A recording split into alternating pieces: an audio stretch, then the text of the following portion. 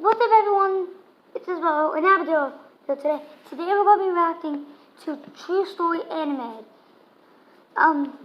So we're going to get started on this one. It's called The Creature or Story Anime. So we're gonna and let's get started. 3, 2, 1, go. My name is Magda, and I'm 26 years old. I work in an office in the city. On the weekends, I used to love to get away from all the hustle and bustle and take a trip to the countryside. Luckily, I have a cottage in a small village which is located right at the edge of the forest. How I used to love to get out of the city and spend the weekend in my little cottage. Why did I stop? Well, I'll tell you. After a hard week at work, I needed to rest, so I decided to get out of town. I went home, packed my bags, threw them in the trunk, and drove off. When I arrived in the village, it was late in the evening and I was tired from the long drive. I went straight to bed and fell asleep quickly. In the middle of the night, I was awakened by the sound of my car alarm going off. I looked out the window, but there was nobody in sight. I found my car keys, pressed the button to shut off the alarm, and the awful noise stopped. I laid back down and tried to fall asleep. All of a sudden, the alarm went off again. I didn't feel like getting up, so I just grabbed my keys and pressed the button once more. Everything was peaceful and quiet again. However, 5 minutes later, the alarm went off a third time. Once or twice could have been an accident, but now I was wondering what was going on. Could someone be playing tricks on me in the middle of the night? I got up again and pressed the button to turn off the alarm.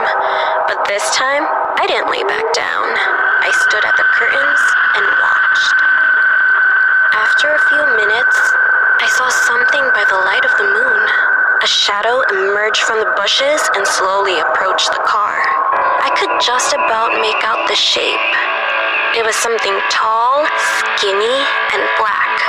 The figure reached out with its long, thin arms and knocked on the car.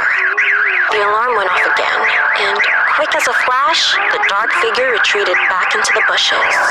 At that moment, I realized what was going on and began shaking with fear. I turned off the alarm and continued to watch. The thing emerged from the bushes again, slid silently over to the gates, threw a hand through them, and removed the partition holding the gates closed. I was paralyzed with fear, and I couldn't move.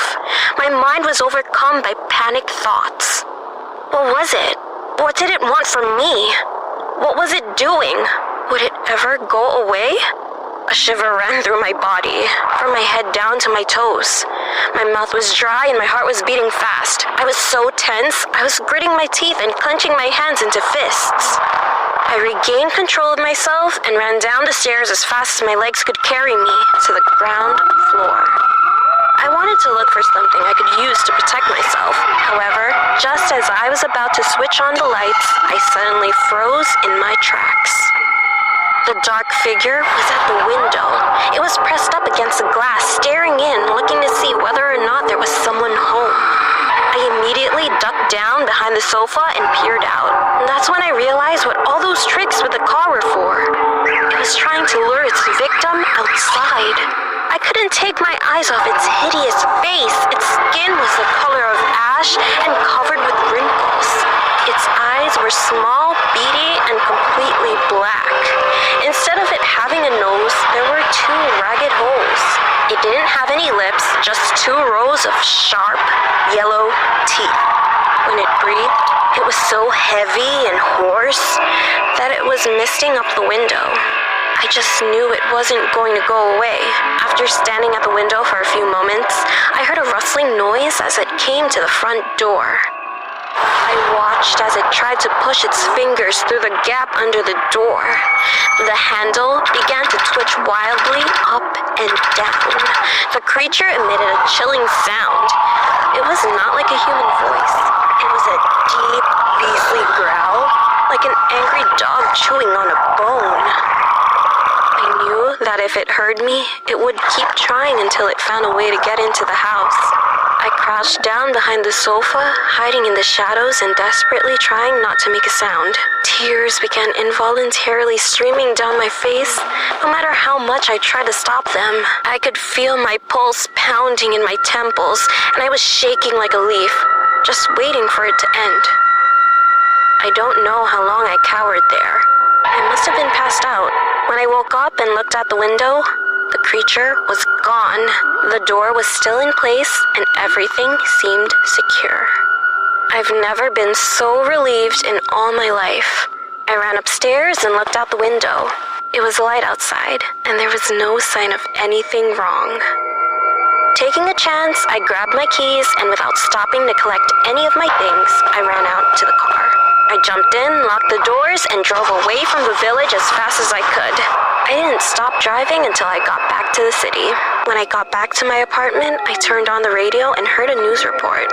The announcer said that, in the village, the dead bodies of 2 girls had been discovered. Their corpses had been mutilated and dumped in a swamp.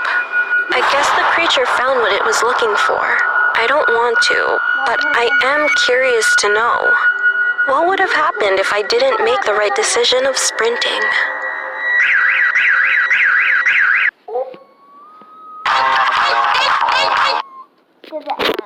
That was creepy.